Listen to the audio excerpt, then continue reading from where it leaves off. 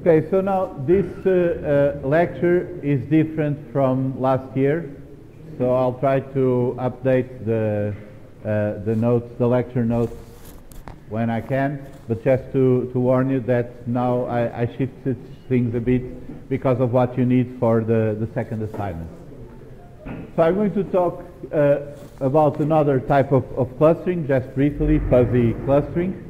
And then we're going to look at a different thing, which is manifold learning. We already saw a bit of this with the connectivity constraints on agglomerative clustering, but I'm going to talk about a few algorithms specifically for trying to learn the manifold, so that the shape of that surface where the data lies.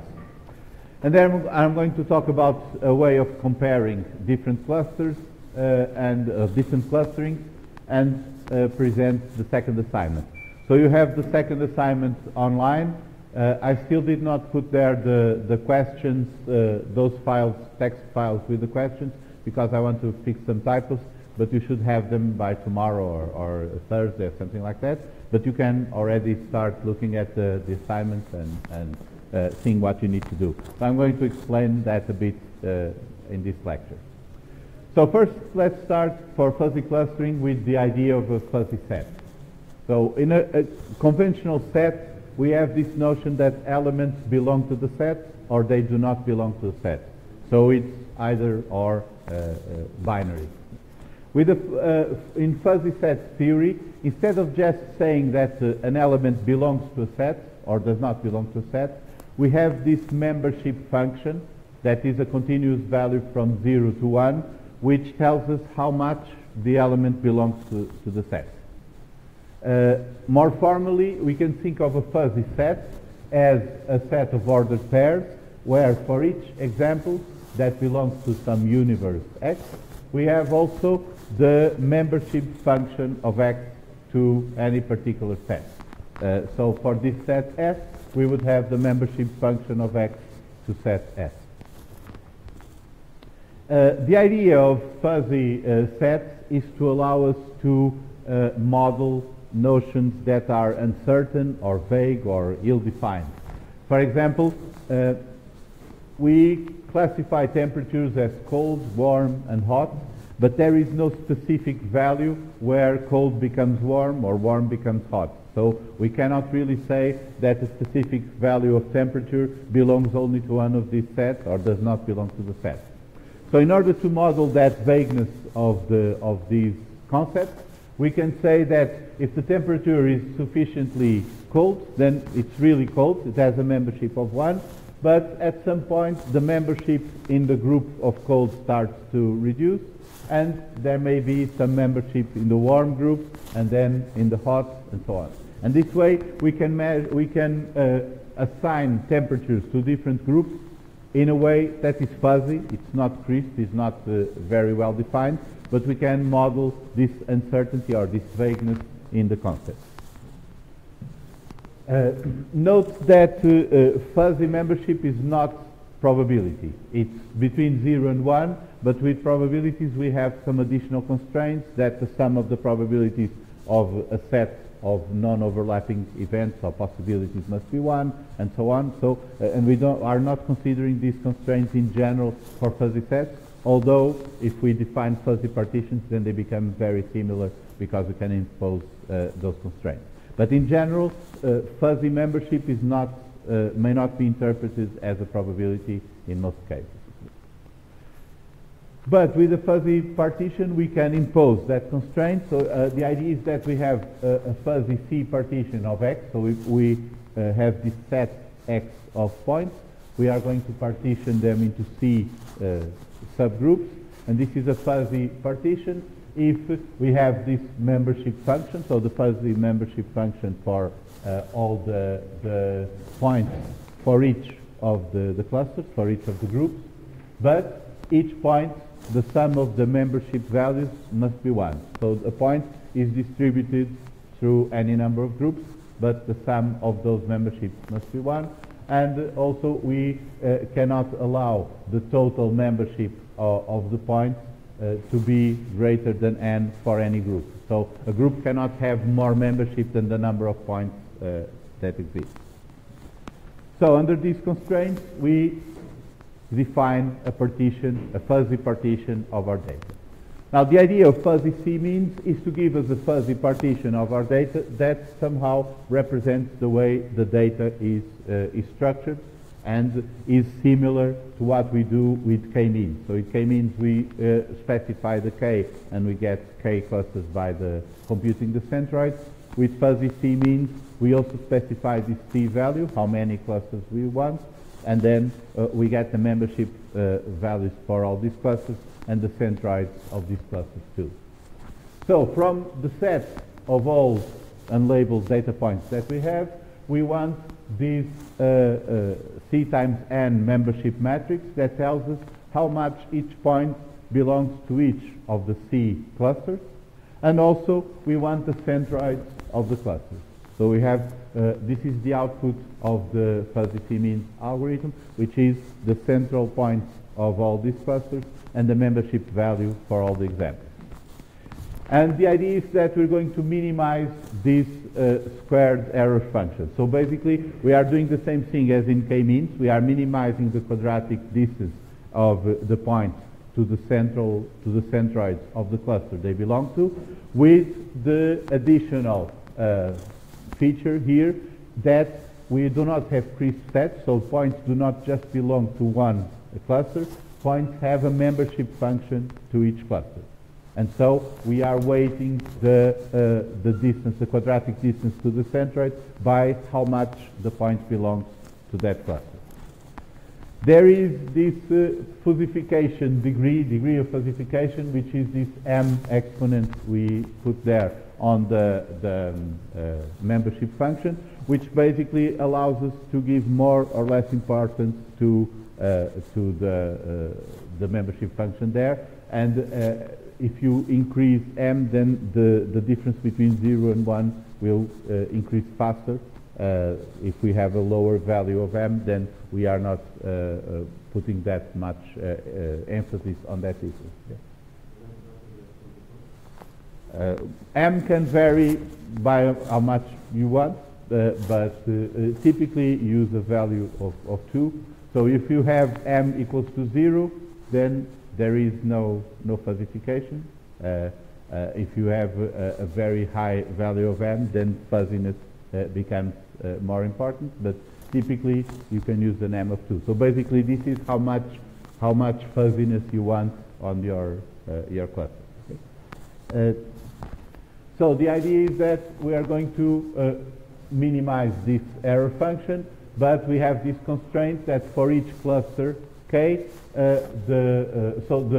each point has to have a sum of 1 in this membership function for all the different clusters.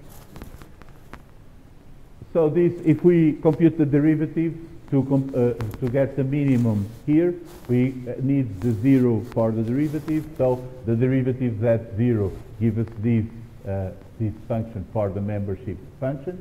So this will be depending on the distance to the centroid. So the closer we are to the centroid, the larger that value will be, and also on the fuzzification factor. And this, if we know where are the centers for all the clusters, we can compute the membership for any example.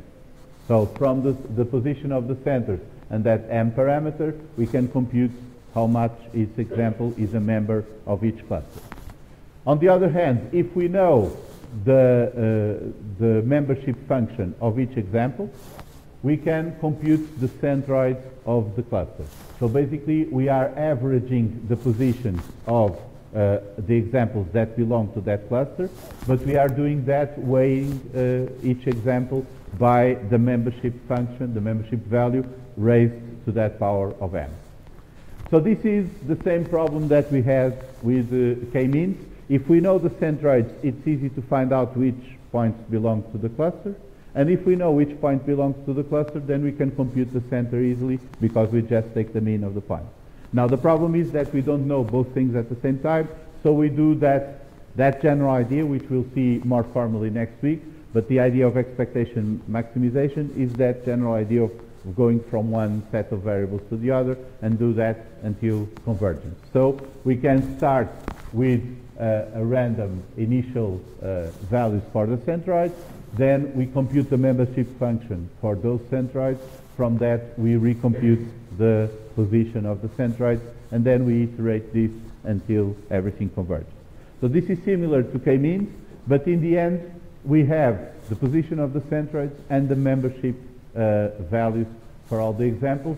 So basically we have clusters, but we also have a membership function for the points. So the points may be partially in the cluster, in one cluster, and partially in the other. So this is fuzzy clustering, just a way, you can consider this an extension of k-means, fuzzy k-means, an extension of k-means to fuzzy membership instead of crisp membership. Of course, we may want to obtain a crisp clustering from this. So in this case, it's easy to go back to a crisp notion of membership. If we want to, instead of having this continuous function of membership for each example, if we want to really assign example to one cluster, we can, for example, assign it to the cluster where its membership is maximum, or do something else, for example, assign it to the nearest centroid like we would do with k-means or something like that. So if you do crisp clustering with k-means, it's not easy to get fuzzy clustering, but if you do it the other way around, it's easy. You just need to set some threshold criteria to defuzzify your cluster. Okay, so that was the main part of clustering. Next week I'm going to talk about probabilistic models, and that will include probabilistic clustering and then hidden Markov models and other things. But those will not be a significant part of your assignment unless you want, but they are not required for the assignment. For the assignment, we also need to look at manifold learning, because you're going to use some of these techniques for extracting features. And the idea here is that a set of points, the idea is that we can define a manifold as a set of points such that the neighborhood of each point is approximately Euclidean, can be mapped to an Euclidean space. So this would be the example of a surface of a sphere. We have the surface of the Earth. For example, this is a plot of seismic events on the surface of the Earth. The surface of the Earth is a set of points in 3 dimensions, but we can consider it an approximately 2-dimensional surface locally, because in the neighborhood of each point you can approximate this to a 2-dimensional surface and measure the distances along that surface. So this does not work if you want to measure the distance between a point here and a point far away. Of course, the true distance would be through the center of the Earth and not over the surface. But if you want to do locally, you can, if you measure the distances along the surface, then it's very approximately what the actual distance is, and it works approximately like a Euclidean space. So usually when we have a set of data, the data, even though it can have many dimensions, it doesn't necessarily spread out across all those dimensions equally. For example, with this set of data points, each point is in 3 dimensions, but it's easy to see that the points all fall along a line. So we could, in theory, represent this set of points in a single dimension and not lose information about their relative position, because we could go along that manifold and so find a lower dimensional representation of this data that does not lose much information. So this is the idea of manifold learning. We want to learn a representation of the manifold of the data that preserves as much as possible those features of some notion of which are the neighbors, how the neighbors are distributed locally on each part of the manifold of our data. So this would be an example of lower dimensional embeddings that would try to keep as much as possible the structure of the data. This would be in 2 dimensions. We have these points here, the blue points starting here, then orange, red, and so on. Here they start spreading out a bit more, so we have this. This is using the EllipseMap algorithm. I'm going to explain it a bit later. This is a one-dimensional representation. So you see you have all the blue points and then the orange, and then things start getting a bit mixed. I just represent then a different coordinates here so that we see that they are start to become a bit mixed together, but this is supposed to be just a one-dimensional representation of the data. But you see that with, at least with this algorithm, we can capture most of the structure of the data in one dimension, even though the data originally has 3 dimensions. This is because if we can find the manifold where the data lies, and we can go through that manifold, then we can keep the structure of the data. So let's see 2 examples of manifold learning. There are many more. I'm just going to talk about these 2 because these are the 2 I ask you to use in the assignment. But if you're interested, you can see several others in scikit-learn, and also there are many other techniques for this. But the basic idea is try to find a way of embedding the original data into lower dimensions while keeping the same structure of the neighborhood points of the structure surrounding each point. So this T-distributed stochastic neighbor embedding, or TSNE, this is a very useful technique for visualizing high-dimensional data. What it does is it considers 2 probability distributions. One is a Gaussian-shaped probability distribution on the space where the original data lies. So this would be, we can measure the similarity between 2 points as the joint probability of the points being neighbors. So this joint probability would give us an idea of how similar or dissimilar the points are. The problem, there is a practical problem if we use the joint probability with the Gaussian curves. When the points start spreading too much, this probability becomes too small and the algorithm doesn't work well. So in practice what the authors do is to use conditional probability. So conditional probability of I choosing J as its neighbor, or J being a neighbor assuming that I is choosing the neighbor. And then we have this conditional probability assuming a Gaussian distribution with a sigma value that is chosen for point I. So each point can have its own sigma value. We can compute the probability of one point being chosen as neighbor of another. There is artificially, we set the probability of each point selecting itself as a neighbor as 0, because what we want is the other points that are around, not each individual one. And so we can compute the probability distribution of each point selecting others as neighbors, assuming a Gaussian distribution around the point. We can do the same thing now on the other space where we are embedding our data. That is, these epsilon values, these y values, are the lower dimensional representations of the same data point.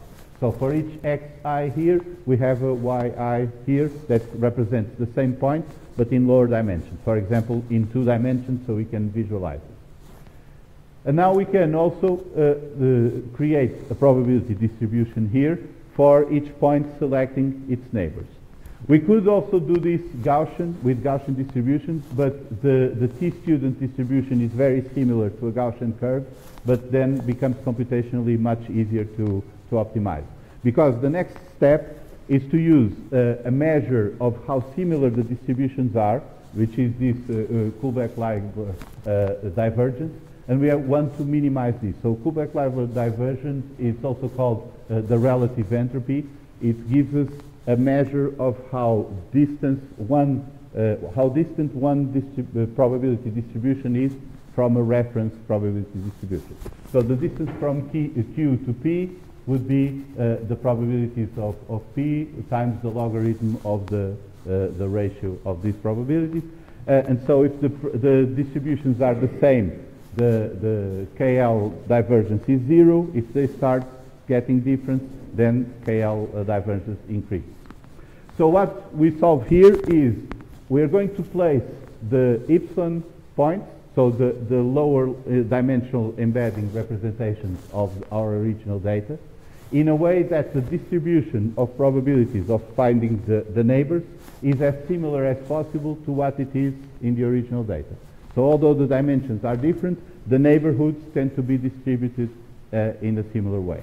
And that's we are doing this minimization by changing the positions of the points, and that's why they use the t-student distribution for this part, because it makes it easy to compute than using the Gaussian. So this is the result. If we project this three-dimensional data into 2 dimensions, we get these curves. Note that the result is not always the same, because there is some randomness in the initialization and so on. But this is one example. We have points with similar color close together. There are some gaps here, so some groups are joined together, but then not everything can be solved at the same time. But we have more or less the structure of this shape here. And we can reduce this to 2 dimensions, or we can reduce this to a 1-dimensional embedding. So here, this is the 1-dimensional reduction. I'm only putting there the z coordinate of the points, so we can see which parts overlap. But actually, they don't overlap much, only around here. But in general, we can create a 1-dimensional embedding that preserves mostly the neighborhood of most points. So there are some gaps there, but the neighborhood of most points is preserved here. There are some parameters that we can adjust for TSNE. I'm not going to go into those details, but this is just to give you the basic idea that we are doing this nonlinear transformation to get to try to capture the manifold of the data in the higher dimensional space.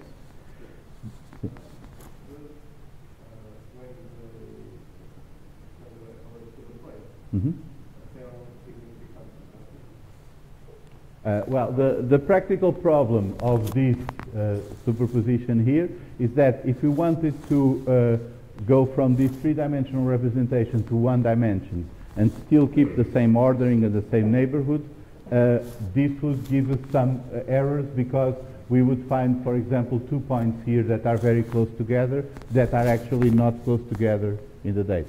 So the less that happens, the better our representation would be, or the less information we are losing from the original data.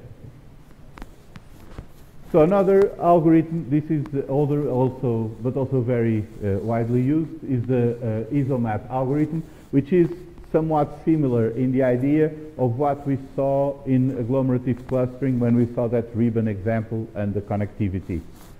So what we do here in EllipseMap is, for each point, we get a list of neighbors. This can be, for example, the k nearest neighbors of the point. And now we do that for all the points, and we have a graph of all neighbors of points. So we can go from one point to any other point just by following the path along the neighbors of these points, and the neighbors of neighbors, and so on. So the edge along this graph, the size of the edge would be the Euclidean distance in the original space. And now we compute the distances between pairs of points, but instead of going for the original space, for example, instead of computing the distance from this point to this point by just considering the distance in the original space, we sum the edges, the distances, along the neighbor graph. So the distances are computed by finding the smallest path along the graph of neighbors and adding all those distances. So what this does is similar to what we saw with agglomerative clustering and those connectivity constraints. If we want the distance between this point and this point, instead of going straight through here, we go through all the points here and sum all those different steps between the neighbors. So this way, these distances will be measured along the manifold the data is occupying and not outside of that manifold. So this is the first step for EllipseMap. We compute the pairwise distances between all the points following the neighborhood graph. And now we have this multidimensional scaling problem, which is basically, given a matrix of distances, we want the coordinates of the points that respect those distances. There is a way of solving this also with eigenvectors. We take the square of the matrix and so on. We're not going to go into details, but this is a known problem that can be solved mathematically. So we give that solver all the distances we computed, and we get a set of coordinates that approximates as much as possible within a specific number of dimensions those distances. So this is the result in this case. With a two-dimensional embedding, we get these coordinates here.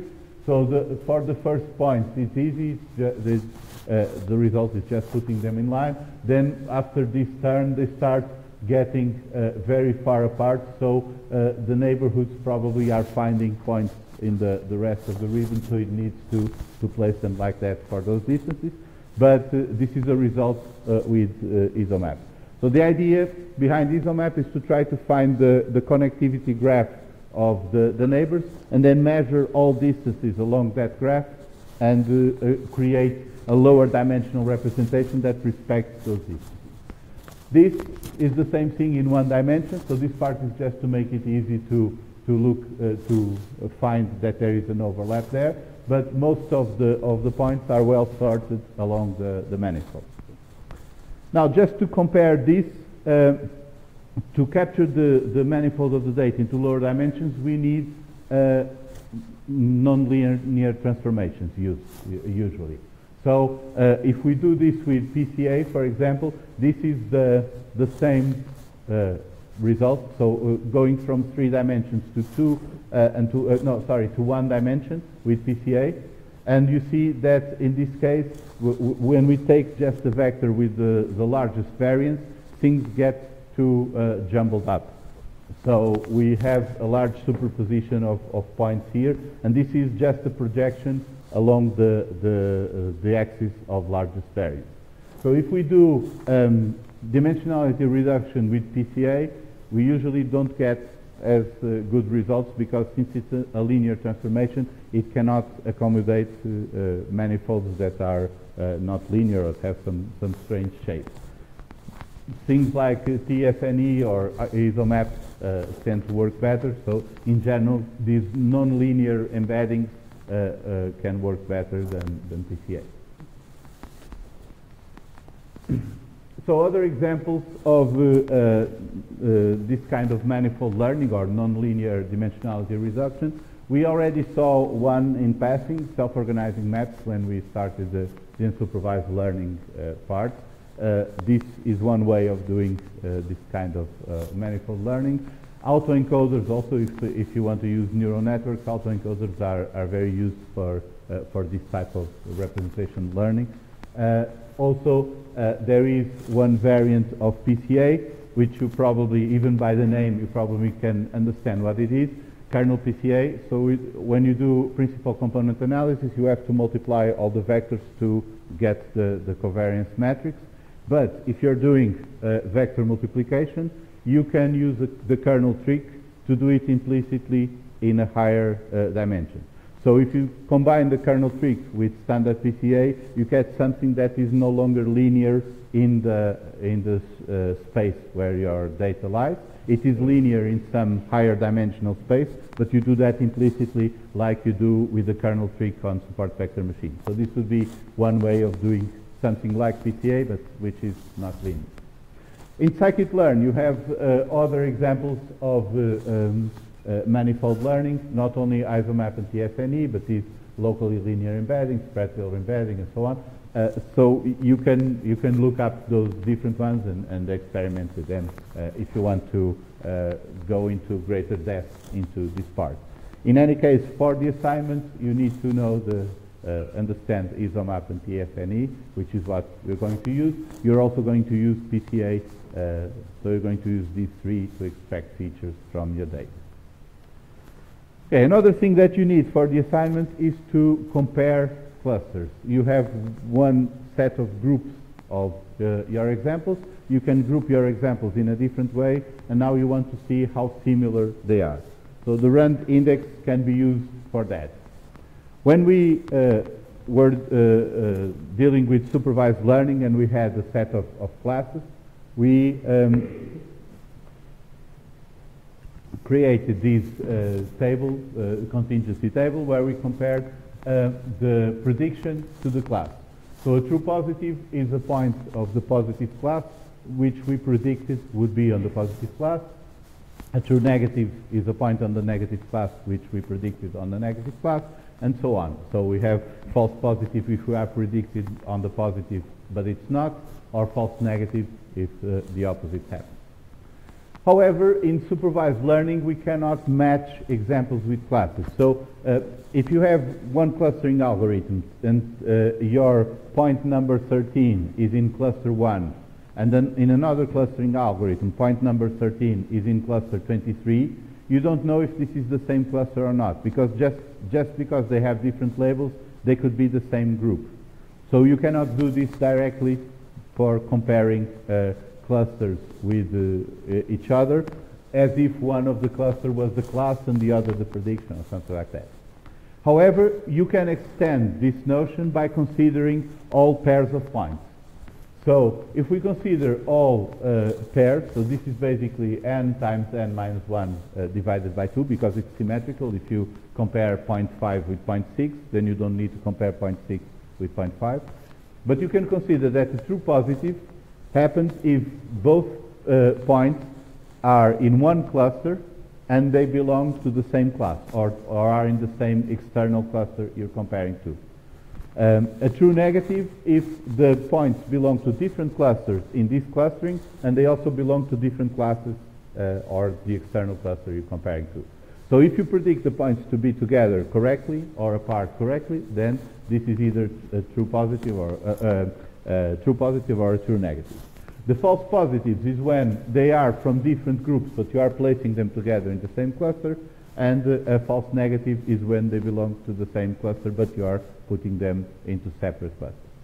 So this is the idea. When we are applying the same notion of those true positives and false positives and so on to pairs of points by comparing whether or not they fall in the same cluster or in different clusters.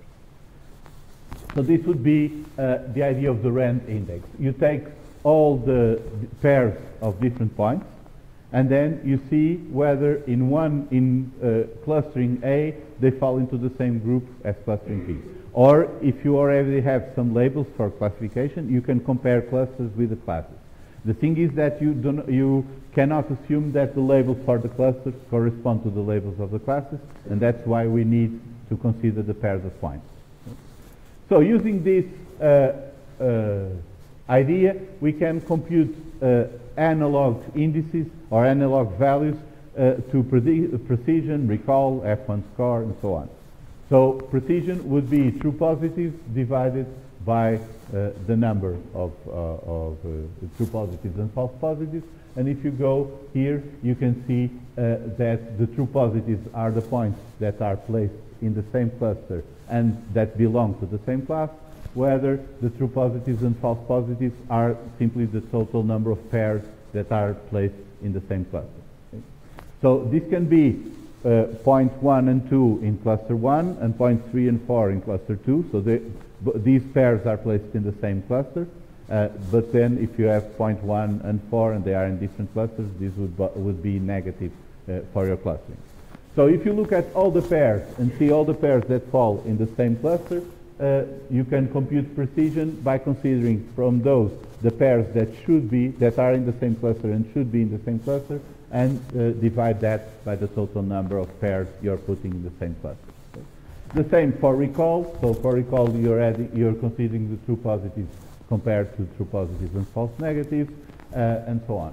The rand index is the equivalent or the analogous of accuracy. So this is basically those that you are putting in the correct placement, either in the same cluster if they belong together, or in different clusters if they do not belong together. So the true positives and the true negatives divided by the total number of pairs that you're considering. So the rand index is the fraction of pairs of points you are placing correctly either in the same cluster or in different clusters.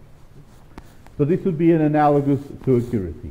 Now, one small problem with this is that the rand index can get arbitrarily or artificially high just by chance. Suppose that you have 10 clusters and you are comparing clustering into 10 clusters in one case with 10 categories that you already have defined by some or either other clustering algorithm or classes that you labeled or something like that. Many of the points, pairs of points, will fall into different clusters, simply because you have 10 different clusters, so even if you do it all at random, it's much more likely that you'll choose points that fall into different clusters. So it will be very easy to get true negatives. If you have a large number of clusters, it's very easy to get pairs that are true negatives. So the rand index can be high even if you're not getting the clusters right and you're doing everything at random. So to correct for that, we have the adjusted rand index that is relative to what the rand index would be expected to be if the clustering was done at random. So this is the general idea. The actual computations are a bit more complex, but the idea is that we are discounting the expected rand index by giving a random clustering. So whereas the rand index goes from 0 to 1, like accuracy, the artificial rand index can be negative if we're actually clustering worse than would be expected at random. Okay? So it's not restricted to between 0 and 1. In scikit-learn, you can use from the matrix module, you have the adjusted rand score, which is the adjusted rand index. You can use that to compute this score. So this is a way of comparing your clusters either with specified classes or with another clustering.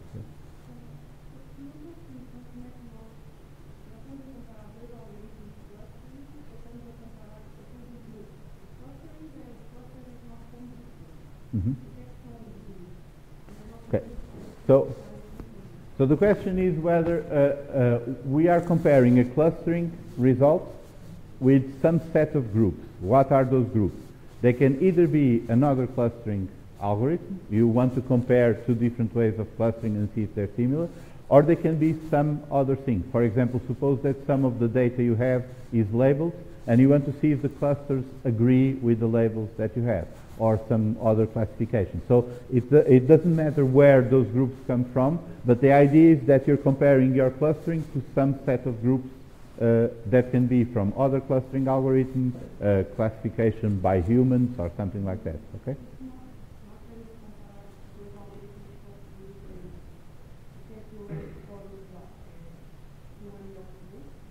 Não, quão diferentes são?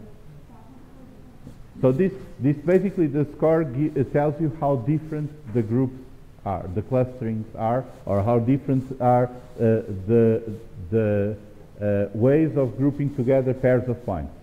So if in one case those pairs are grouped together and in the other they are apart, then this will give you a low rand index because they are dissimilar. If they are grouped together the same way, you'll get a high rand index. So this can be used either to compare different clustering algorithms to see how similar the results are, or, as is often the case, it's an external index where if you have some labeled data, you can try to check the quality of your clusters by comparing to the labeled data. And this would be how you'll use it in the second assignment. So in this second assignment, you have a set of images taken from photographs of fluorescence microscopy. So the cells have some fluorescent proteins on the membranes, and then when we use the right lighting conditions, we can see them, their brightness.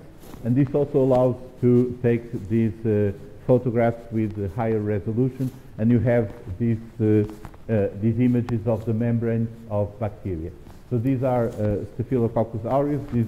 These are important bacteria because they account for a large number of infections in hospitals. They tend to survive many of the cleaning agents and antibiotics and so on. What you have is already the result of automated segmentation of the image. So the photograph was processed by software that takes the individual cells and can include cells in different stages and orientations, and also some segmentation errors. For example, here we only have half a cell because of some problem in segmenting the image. Here we have a part that was probably where several cells joined together, but it was missegmented by the algorithm and so on. So you have 560 something images like this. They all have the same size, so they are all 50 by 50 pixels. You have 563, and they include cells in different stages of the life cycle, and also some errors in segmentation. So you have some things that are not cells, but it's fairly easy to see. So if you look here, Staphylococcus, they are coccus, so they are round cells. Staphylo is because it's the name for the clumps of grapes. So because when they multiply, they tend to stick together, so they form clumps of cells. So they are all round like this. You can find some that are about to split, to divide, but when you find things that are very weird, for example this and this, these are segmentation errors. So these were parts of the image that were incorrectly segmented.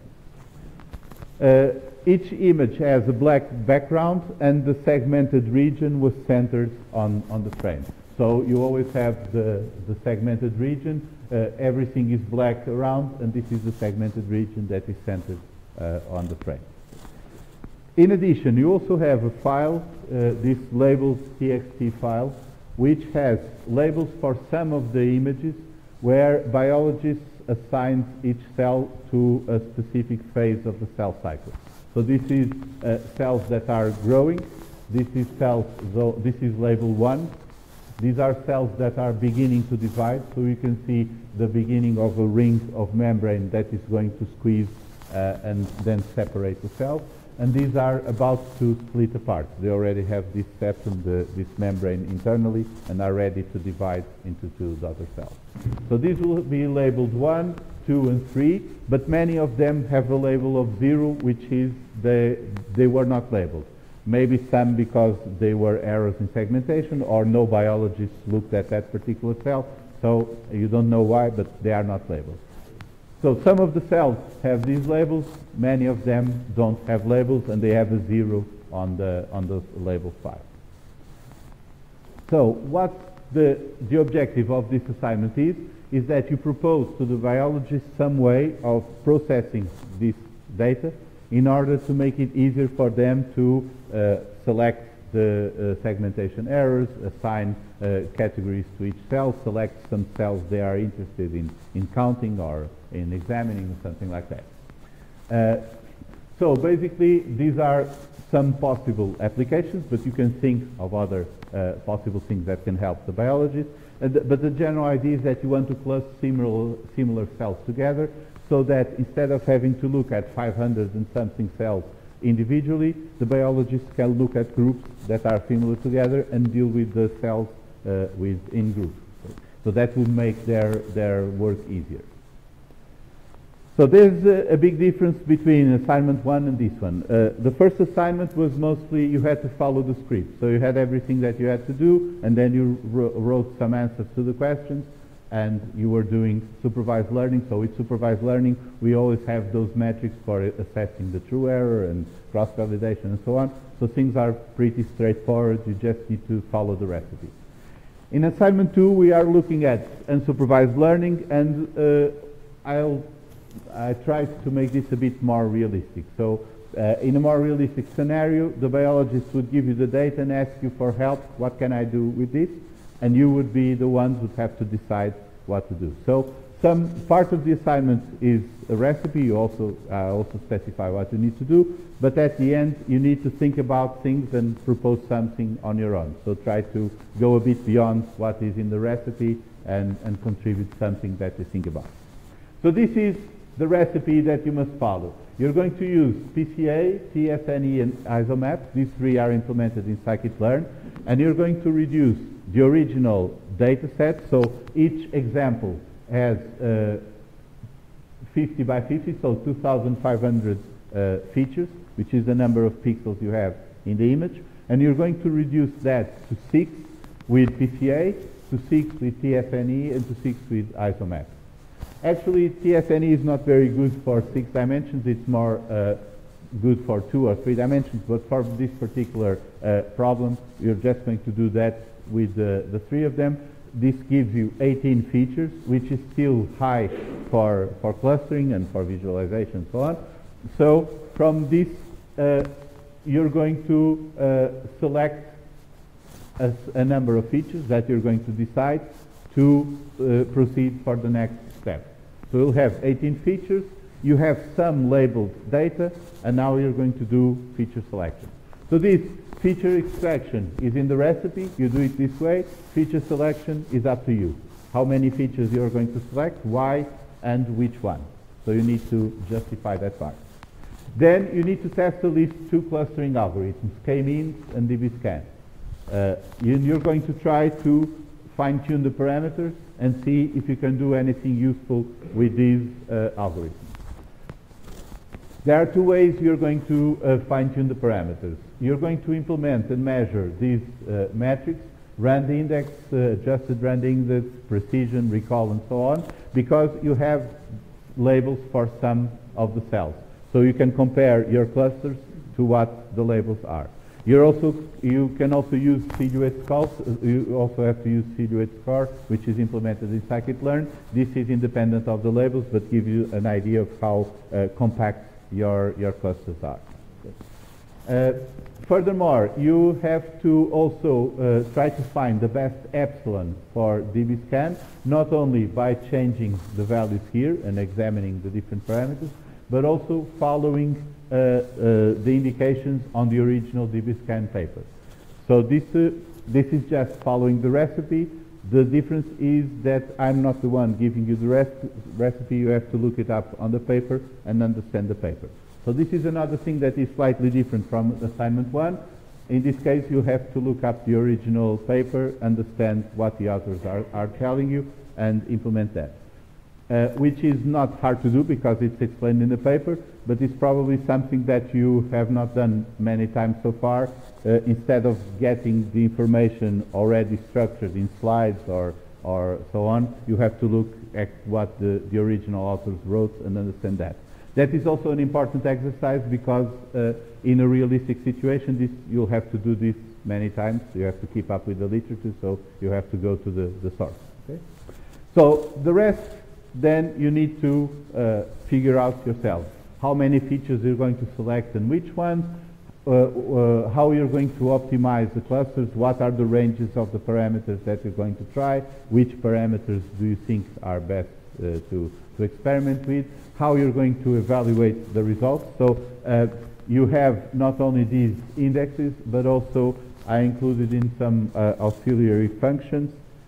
Here you have this module that there is a function that you can send a list of the identifiers of the examples that you want to cluster and a list of labels for the clusters, and this function creates an HTML page linking to all the images that you have in the folder and showing the different clusters. So this is just a simple way of, after doing clustering, you can actually look at the images and see if it makes sense. Because even though you are not biologists, the images are not complex, and it's easy to see if you are mixing together segmentation errors or cells in different stages of division and so on. So just by looking, it's easy to see if things make sense or not. So you have that function that makes it easy to see the results of clustering. So this would be things that you have to do. You have to think about the problem, look at it, and propose something to the biologists that you would think could be useful for them. So what you have is, in the page, you have the assignment. You should read everything carefully because there are some indications there. If there are some things that are not very well explained, I may update the page, so check there occasionally to see if there are clarifications. Also, you have there the same thing as for the first assignment, a text file with to put the answers. But in this case, if you write in a line something like, for example, image.png, if this is a single line, then I know that this is a reference to an image file in the folder, so you can include images in your explanations if you want. The same thing for HTML. for HTML reports. So when I convert this into HTML, I can include other files with these extensions that we include there. And then you need, these files are still not online, but they should be in the next few days. I just want to fix some typos. So you have the images. The images are in a folder called images, and you should retain that structure, because when you create the HTML reports, they look for the images in an images folder. So don't take the images out of there. And you don't need to do anything with the images, because in here, in these auxiliary functions, you already have a function that loads all the images into a matrix. So a matrix with 563 lines and 2,500 columns with all the features that you can use directly with whatever processing you want for TSNE, EllipseMap, PCA. So this, look at what you have available, look at the assignment page and read that carefully. You should have the questions in the next few days. And that's the basic part of the assignment. So at least these two clustering algorithms. There is one more that you'll have to choose to try also in order to compare with these ones. And then your recommendations for the biologists. There is an optional part that is only for 2 out of 20 points, which is to do hierarchical clustering by implementing bisecting k-means. So this is, it's a bit more effort in the implementation, but then you can compare this hierarchical clustering with the other clusters and to see if it makes more sense. And what you need to do here is every time you assign points to one cluster or one subcluster, you append the label to a list. So the points can be something like 0, 0, 1, 1, 0. So since this is k-means with a k of 2, each subcluster will be either label 0 or label 1.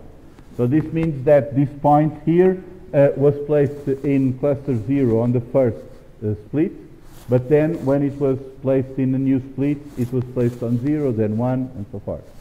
If you do this, you have a list of lists that can have different sizes, because the points can go undergo more or fewer splits.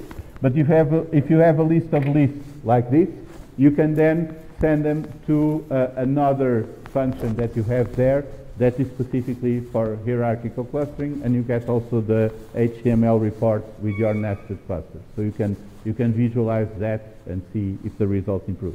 But basically, think about this only at the end, because it's only worth 10% of the score, and it takes a bit more work because you need to implement the bisecting k-means. Okay? So to sum up, we saw here the fuzzy clustering. All the probabilistic models and probabilistic clustering we'll see next week.